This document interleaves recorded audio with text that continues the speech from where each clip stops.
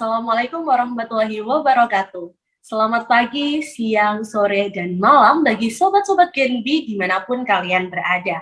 Welcome back to Genbi Malang Channel bersama saya Faiz Aziza dari Divisi Ekonomi Komisariat UIN Maulana Malik Ibrahim Malang yang akan memandu podcast episode kelima dalam Bincang Negeri seri 1 dengan tema apa itu presidensi G20. Nah, di podcast kita kali ini menghadirkan narasumber yang luar biasa, yakni Kak Muhammad Iqbal Maulana. Halo Kak Iqbal. Halo Aziza, suaraku kedengar jelas? Alhamdulillah Kak, terdengar jelas. Bagaimana Kak kabarnya? Alhamdulillah sangat baik ya, walaupun sekarang sedang berusaha menyelesaikan skripsi, tapi tetap baik dan selalu baik. Mahasiswa tingkat akhir nih ya Kak. Yes, semoga betul. Lancar ya Kak skripsiannya. Gimana Kak, udah siap belum Kak? Jadi kita bakal ngobrol topik-topik yang agak berat nih Kak. Gimana? Udah siap belum? Insya Allah siap dan akan selalu siap. Oke. Namun sebelumnya kita perlu mengulik siapa sih Kak Iqbal ini sebenarnya. Kak Iqbal ini merupakan bagian dari Genbi Malang yang merupakan mahasiswa program studi hubungan internasional Universitas Brawijaya. Narasumber kita kali ini tentu cocok sekali dengan tema podcast kita yang akan membahas G20, yang mana G20 merupakan forum kerjasama multilateral yang terdiri dari 19 negara utama dan Uni Eropa. Apalagi Kak Iqbal juga peminatan ekonomi politik global. Nah, beliau juga berpengalaman dalam diskusi dan penelitian politik internasional dan studi media global. Kak Iqbal ini juga memiliki skill kepenulisan yang mumpuni, terbukti dengan karyanya, baik novel maupun cerpen, begitu pula prestasinya sebagai Best Journalist on Online Distancing Model United Nations 1.0 2020. Oke, namun sebelumnya nih teman-teman, seperti yang saya singgung tadi, apakah teman-teman udah tahu nih tentang presidensi G20? Nah, jadi G20 ini adalah forum kerjasama multilateral yang terdiri dari 19 negara utama dan Uni Eropa, diantaranya yaitu Afrika, Amerika Serikat, Indonesia, Inggris, Italia, Tiongkok, dan masih banyak lagi. Nah, dengan banyaknya negara yang tergabung dalam G20 ini merepresentasikan lebih dari 60% populasi bumi, 75% perdagangan global, dan 80% PDB dunia. Wow, banyak sekali bukan? Nah, bagaimana nih Kak bisa tergabungnya berbagai negara ini? Awal mulanya G20 ini sejarahnya seperti apa sih Kak Iqbal? Oke, thank you Aziza, dan pertama-tama aku mau mengucapkan terima kasih dulu ya kepada Aziza dan teman-teman Genbi sekalian yang sudah mempersilahkan aku sebagai pemantik ya dalam diskusi presidensi G20 yang sekarang dipegang oleh Indonesia. Tadi sebenarnya sudah disinggung sedikit ya sama Aziza tentang sedikit sejarah dan juga bagaimana gambaran umum tentang forum G20 ini, karena pada dasarnya forum G20 ini lahir dari krisis global yang terjadi pada tahun 1997 hingga 1999. Kita masih ingat ya ketika berbagai negara dengan middle income economy seperti Indonesia, Thailand, dan juga Korea Selatan itu mengalami krisis moneter. Nah, kenapa bisa terjadi krisis moneter itu? Karena memang ada ketidakstabilan dalam perekonomian global saat itu, di mana seperti mata uang rupiahnya Indonesia itu sangat lemah terhadap mata uang internasional yaitu dolar, sehingga di situ terjadi hyperinflasi dari negara-negara middle income seperti Indonesia, Korea Selatan, dan Thailand. Nah, untuk merespon hal tersebut, maka negara-negara di dunia ya, terutama negara-negara G7 seperti Jerman, Italia, Inggris, Amerika Serikat, itu berinisiasi untuk membuat suatu forum ini yang membahas tentang bagaimana sistem perekonomian, moneter, dan juga fiskal yang ada di dunia ini. Nah, maka dari itu G20 ini lahir, yang memang pada awalnya ini yang lahir pada tahun 1999, tepatnya tanggal 26 September 1999, G20 ini hanya dihadiri oleh Menteri Keuangan dan Gubernur Bank Sentral di setiap negara anggotanya. Karena memang pada dasarnya ini disetting G20 ini sebagai negara atau forum yang memang membahas tentang perekonomian dan juga stabilitas moneter global. Tapi dalam pelaksanaannya, terutama hingga tahun 2008, format G20 ini mengalami perubahan. Yang sebelumnya ini hanya dihadiri oleh Menteri Keuangan dan Gubernur dari Bank Sentral di setiap negara anggotanya, ini juga dihadiri oleh pemimpin-pemimpin negara anggotanya. Kalau dalam hal ini Indonesia adalah presiden dan juga Inggris adalah perdana menteri and so on. Nah, itu kenapa mereka bisa hadir, karena pemimpin-pemimpin negara ini membahas tentang isu yang lebih luas lagi. Karena pada dasarnya saat itu krisis ekonomi 2008 itu tidak hanya terjadi dalam sektor keuangan saja, tapi juga dalam sektor perekonomian dan juga pembangunan yang ada di negara-negara di dunia. Nah, maka dari itu muncul ya Sherpa Track dalam pembahasan forum G20 ini yang akan membahas tentang pembangunan berkelanjutan dan juga isu-isu strategis global yang lainnya. Dan tujuan dari G20 ini tidak lain adalah meningkatkan atau mewujudkan perekonomian global yang kuat, berkelanjutan, dan juga inklusif. Kira-kira gitu. Oke, nah tentunya kita sudah paham nih bahwa G20 ini berawal mula dari G7 sejak tahun 1999. Lantas ini merupakan track record perjalanan yang cukup panjang loh Kak, hingga tahun 2022 ini. Nah, selama ini apa saja sih bentuk peran nyata dari G20 ini Kak? Ya, peran nyata G20 itu memang sangat banyak ya, terutama dalam menghadapi krisis-krisis global. Kalau kita lihat tadi, dalam menghadapi krisis global tahun 2008 ya, yang melibatkan Amerika juga dan juga Yunani yang memang salah satu negara yang sangat terdampak saat itu. Nah, G20 ini berusaha untuk meningkatkan berbagai kerjasama internasional yang memang itu bertujuan untuk melakukan stabilitas perekonomian global. Nah, kalau di tahun 2008 dulu, misalnya negara-negara G20 ini berinisiatif untuk memberikan berbagai bantuan luar negeri terhadap negara-negara yang terdampak krisis global 2008, dan juga khusus untuk Amerika, mereka menyesuaikan bagaimana penyusunan kebijakan moneter mereka yang memang berpengaruh terhadap perekonomian global.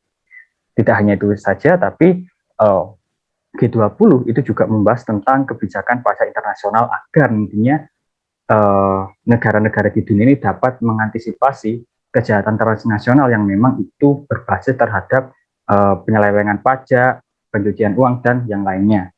Nah, tapi peran nyata G20 sekarang ya, terutama dalam masa pandemi ini, karena dalam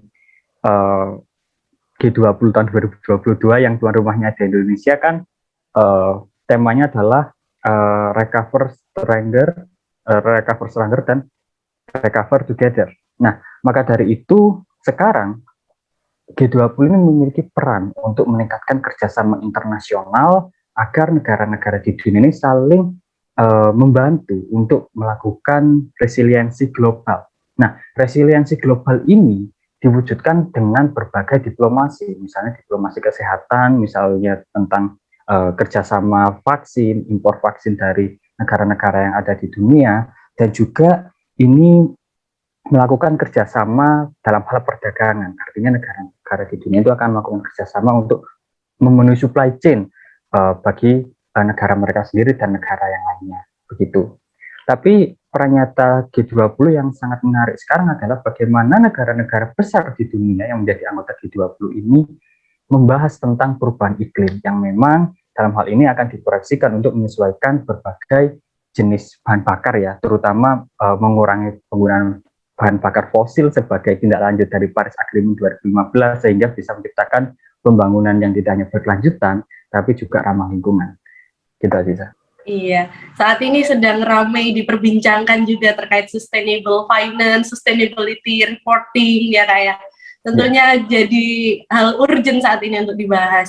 Dan terbukti berarti ya G20 ini salah satu kesuksesannya adalah mengatasi krisis keuangan global pada tahun 2008 dengan dia dapat mengubah wajah tata kelola keuangan global sehingga bisa menstimulus fiskal dan moneter secara terkoordinir rapi gitu dari berbagai negara dalam skala yang sangat besar. Nah, kita secara umum udah paham lah ya dengan G20 dan peran nyata selama ini. Lantas di tahun ini nih Kak, pilar presidensi G20 Indonesia ini apa aja sih Kak? Oke, tentang pilar presidensi ini memang menyesuaikan ya tentang isu yang berkembang saat ini, bagaimana Indonesia yang mewujudkan resiliensi global seperti tadi dengan melakukan atau berfokus pada kesehatan, terutama penanggulangan COVID-19, dan juga dalam hal perdagangan dan stabilitas moneter atau finance yang ada di global gitu. Nah, untuk pilarnya sebenarnya ada 5. Yang pertama itu adalah memperkuat lingkungan kemitraan. Jadi lingkungan kemitraan yang di sini dimaksud adalah bagaimana Indonesia ini menginisiasi adanya kerjasama internasional dalam berbagai bidang. Tidak hanya soal kesehatan ekonomi saja, tapi juga soal politik, sosial, dan kebudayaan. Nah, itu nanti akan terlihat ketika Indonesia menginisiasi dalam agenda-agenda G20 itu ada seperti Forum Pemuda Internasional dan juga Women Forum di G20 ini. Memang ini adalah salah satu cara Indonesia untuk meningkatkan kerjasama dalam berbagai bidang, terutama dalam G20 yang tahun ini diselenggarakan di Indonesia. Kemudian yang kedua ini mendorong produktivitas. Nah, Indonesia di sini memiliki komitmen agar produktivitas ekonomi global itu kembali meningkat, entah dari optimalisasi sistem perbankan yang ada di negara-negara, lalu juga melakukan investasi, terutama sekarang ini ada yang namanya green investment, jadi kita berinvestasi kepada suatu produk-produk yang ramah lingkungan ya, dan juga berbagai investasi terhadap pemberdayaan manusia. Karena pada dasarnya, ketika kita menunjang produktivitas, tidak hanya sebatas bantuan yang sifatnya padat modal atau aid yang sifatnya itu uang tunai atau cash, tapi juga ya liquid itu kan. Nah, tapi itu juga harus diiringi dengan pemberdayaan manusia, sehingga ketika pemberdayaan manusia ini berjalan berhasil, nah ada di dunia, terutama di Indonesia. Kemudian yang ketiga ini meningkatkan ketahanan dan stabilitas, karena pada dasarnya dalam forum G20 ini adalah berfokus untuk meningkatkan ketahanan negara itu dari pandemi COVID-19. Nah, ketahanan ini bisa diwujudkan dengan berbagai hal, entah kerjasama vaksin seperti tadi atau memang kerjasama komprehensif yang dilakukan agar ketahanan ekonomi negara juga itu bisa tercipta, entah itu menjamin stabilitas atau sistem pembayaran global. Nah, itu akan dibahas dalam G20 itu nanti. Kemudian yang keempat atau selanjutnya adalah memastikan pertumbuhan yang berkelanjutan dan juga inklusif. Nah, di sini adalah hal yang sangat penting dalam pembahasan G20. Tidak hanya kita menjamin suatu pembangunan yang berkelanjutan, tapi kan itu hanya untuk negara saja. Karena pada dasarnya kan ini forum G20 mempertemukan kepala negara dan membahas hal politis. Tidak hanya untuk itu saja, tapi bagaimana caranya G20 ini memastikan pembangunan berkelanjutan dan itu untuk masyarakat. Karena pada dasarnya Indonesia memiliki inisiasi agar pembangunan itu tidak hanya untuk perkembangan atau pertumbuhan ekonomi suatu negara, tapi juga bisa meningkatkan kapasitas manusia. Dan itu memang dari pemberdayaan atau kerjasama internasional yang memang itu disusun di G20 itu nanti akan bisa meningkatkan capacity building masyarakat global, terutama negara-negara yang ikut di G20. Dan yang kelima ini adalah menjamin kepemimpinan kolektif global yang lebih kuat. Karena pada dasarnya negara-negara G20 ini kan negara-negara maju, dan negara-negara maju ini punya otoritas moral bagaimana menyusun suatu sistem pemerintahan global dan juga world order di dunia ini agar bisa menjamin kepentingan negara-negara yang ada di dunia dan juga menjamin kerjasama yang saling menguntungkan yang ada di negara-negara di dunia ini. Gitu. Oh ya, benar banget nih Kak. pentingnya mendorong produktivitas, memastikan pertumbuhan berkelanjutan dan inklusif, ini membutuhkan peran bukan hanya dari Bank Indonesia, tetapi juga dari berbagai stakeholder, baik dalam hal sistem pembayaran digital, sustainable finance yang saat ini juga ramai diperbincangkan. Kita juga butuh peran dan dukungan dari UMKM guna menunjang financial inclusion tentunya. Nah, kemudian yang tadi disampaikan oleh Kak Iqbal nih, meningkatkan ketahanan dan stabilitas. Ini juga berkaitan dengan banyak hal, baik ketahanan pangan, energi, kemudian stabilitas ini juga berkaitan dengan stabilitas moneter. Oleh karena itu, Sobat Genbi dan masyarakat Indonesia dimanapun kalian berada, tetap lakukan cinta, bangga, dan paham rupiah. Nah, Kak, biar menarik masyarakat luas nih, kita perlu mengetahui terlebih dahulu manfaat presidensi G20 bagi Indonesia ini apa aja sih, Kak? Oh, tentang manfaat memang cukup banyak ya, bahkan sangat banyak. Bahkan tadi Aziza sudah menyinggung sedikit ya tentang pemberdayaan UMKM dan juga sustainable finance. Nah, ini manfaatnya bisa berlaku terhadap Indonesia secara domestik dan juga membentuk citra Indonesia di mata dunia. Nah, kalau secara domestik tadi, pada dasarnya kan G20 ini adalah suatu forum yang bisa membahas dan juga menciptakan suatu kerjasama ekonomi internasional kan. Nah, kerjasama itu pastinya akan biasanya berbentuk perdagangan, supply and demand dari suatu negara ke negara lain. Nah, di sini adalah momentum bagi Indonesia untuk mempromosikan berbagai produk ekspor strategisnya, dan juga tentang destinasi pariwisata yang dimiliki Indonesia. Karena dengan mempromosikan hal-hal tersebut, Indonesia akan memperoleh manfaat atau keuntungan ketika negara-negara yang ada di dunia beserta masyarakatnya itu dapat membeli atau menggunakan produk-produk yang dipromosikan Indonesia dalam forum G20 ini. Kalau kita lihat juga dalam side eventnya G20 di Indonesia sekarang ini kan ada pameran produk UMKM. Nah, di situ adalah suatu peluang bagi UMKM di Indonesia yang sekarang sedang go public ya, itu bisa mempromosikan produknya tidak hanya ke Indonesia saja, tapi juga ke negara-negara yang ada di dunia. Nah, itu juga bisa berpengaruh terhadap pendapatan dan pembangunan ekonomi di Indonesia. Nah, selain itu, dampak dari G20 atau manfaatnya ini juga bisa menjadi momentum pemulihan ekonomi yang ada di Indonesia. Karena ketika Indonesia tadi sudah menciptakan suatu kerjasama perdagangan, mempromosikan produk ekspornya terutama dari UMKM. Nah, ini juga bisa berpengaruh positif terhadap perekonomian Indonesia, terutama dari segi pendapatan nasional dan juga GDP Indonesia. Itu soal yang domestik.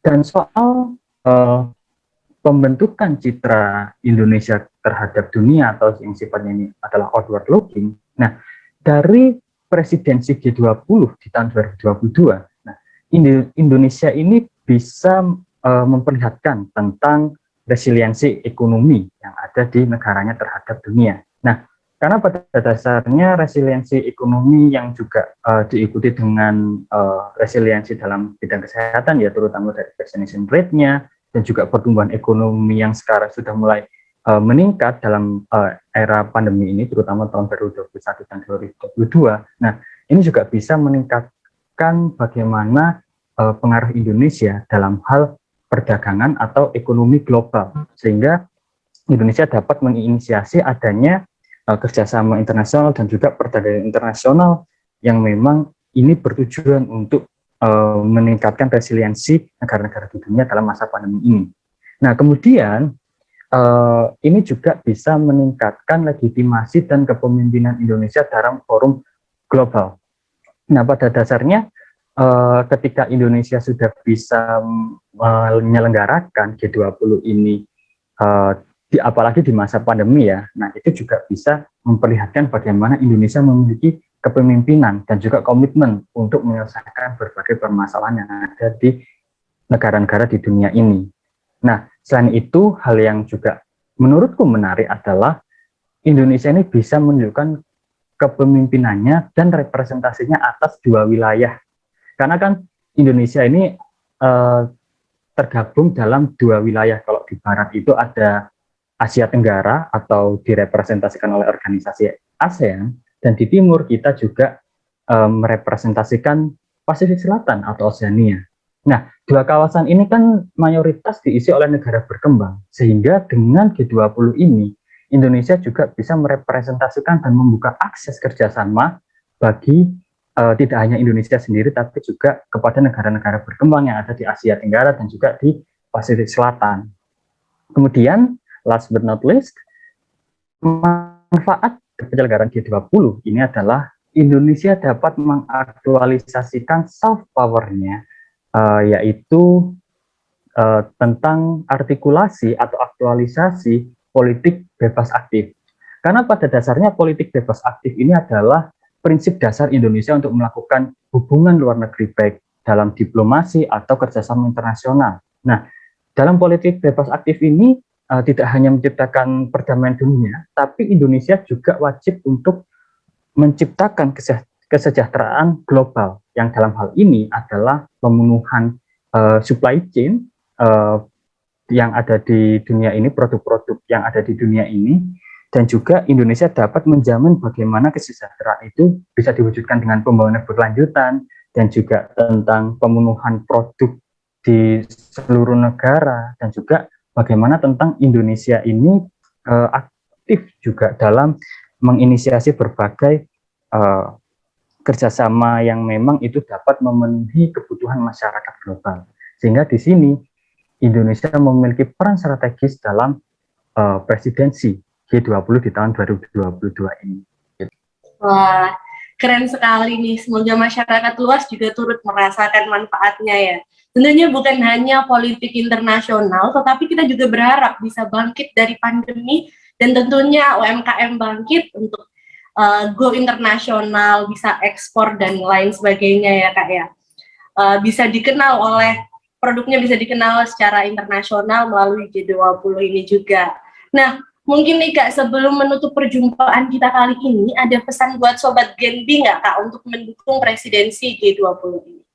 Oke, thank you Aziza, dan juga aku berterima kasih juga terhadap sesi diskusi ini ya, yang memang pada dasarnya kita sebagai pemuda Indonesia, terutama bagi sobat-sobat Genbi yang ada di Indonesia ini, kita wajib untuk mendukung tentang presidensi G20 yang sekarang dipegang oleh negara kita, yaitu Indonesia. Karena pada dasarnya teman-teman, ketika kita berbicara tentang presidensi G20 ini adalah suatu momen yang langka, 20 tahun sekali atau bahkan bisa lebih. Itu pun kalau Indonesia masih dalam G20 di tahun selanjutnya. Maka dari itu, cara kita mendukung adalah bagaimana kita menyuarakan tentang pembangunan yang memang itu inklusif. Karena pada dasarnya pembangunan tidak hanya untuk negara, tapi juga untuk masyarakat. Kemudian tentang apa sih yang bisa kita lakukan untuk mendukung presidensi G20 ini, memang kita bisa mengkampanyekan berbagai narasi-narasi atau inisiasi Indonesia terhadap masyarakat global atau bahkan masyarakat Indonesia sendiri dalam G20. Karena dengan kita mendukung, maka kita juga berpartisipasi terhadap pembangunan global. Kita juga bisa berpengaruh terhadap kesejahteraan masyarakat global. So, it's time to unite and let's recover together, recover stronger to be a prosperity world. Thank you. Ya. Jadi sobat-sobat Genbi, jangan lupa untuk mendukung adanya presidensi G20 ini. Nah, karena kita sudah di penghujung acara podcast nih Kak, aku mau ambil kesimpulan dari penjelasan Kak Iqbal nih. Nah, jadi G20 ini dibentuk pada tahun 1999 atas inisiasi anggota G7. G20 merangkul negara maju dan berkembang untuk bersama-sama mengatasi krisis. Adapun tujuan dari G20 adalah mewujudkan pertumbuhan global yang kuat, berkelanjutan, seimbang, dan inklusif. Dengan bangga, Indonesia memegang presidensi G20 pada tahun 2022. Tentu ini menjadi kesempatan yang luar biasa bagi Indonesia untuk berperan aktif dalam G20 guna mewujudkan 5 pilar presidensi G20 Indonesia, yakni memperkuat lingkungan kemitraan, mendorong produktivitas, meningkatkan ketahanan dan stabilitas, memastikan pertumbuhan berkelanjutan dan inklusif, serta kepemimpinan kolektif global yang lebih kuat. Nah, tentunya kita sebagai Sobat Genbi juga harus mendukung adanya presidensi G20 Indonesia. Terakhir nih Kak Iqbal, boleh kasih closing statement? Well, tentang closing statement, ya tetap semangat teman-teman, terutama sobat-sobat Genbi, dan juga sekali lagi kita harus berbangga terkait posisi Indonesia yang sekarang menjadi presidensi G20. Kemudian senantiasa kita mendukung terhadap pembangunan berkelanjutan terutama yang ada di Indonesia. Kalau dalam hal aktivitasnya Sobat Genbi mungkin bisa mempromosikan UMKM dan juga mempromosikan pembayaran digital, yaitu KRIS, yang memang ini menjadi salah satu trademark Indonesia dalam G20, mewujudkan pembayaran digital dan juga menciptakan berbagai hal yang berkaitan tentang ekonomi kreatif di dunia. Thank you. Baik Kak, terima kasih atas penjelasannya kali ini. Semoga ilmunya bermanfaat dan dapat dimengerti bukan hanya oleh Sobat Genbi, tetapi juga oleh masyarakat luas. Semoga kita juga bisa bertemu di lain kesempatan ya Kak. Sebelum kita tutup podcast kali ini, kita mau kasih pantun nih buat Sobat Genbi. Jalan-jalan ke Pulau Bali. Jangan lupa pergi ke Mandalika. Sampai di sini podcast hari ini. Dan sampai jumpa di podcast Genbi Malang selanjutnya. Saya Faiz Aziza. Dan saya Iqbal Maulana. Pamit undur diri, mohon maaf apabila ada salah dan kekurangan. Sampai jumpa di podcast Bincang Negeri Series 2 selanjutnya. Sebagai penutup, kita jargon dulu ya, Kak. Sobat Genbi di rumah juga boleh ikutan. Genbi Malang, santai sayang. Santai sayang, Oisa.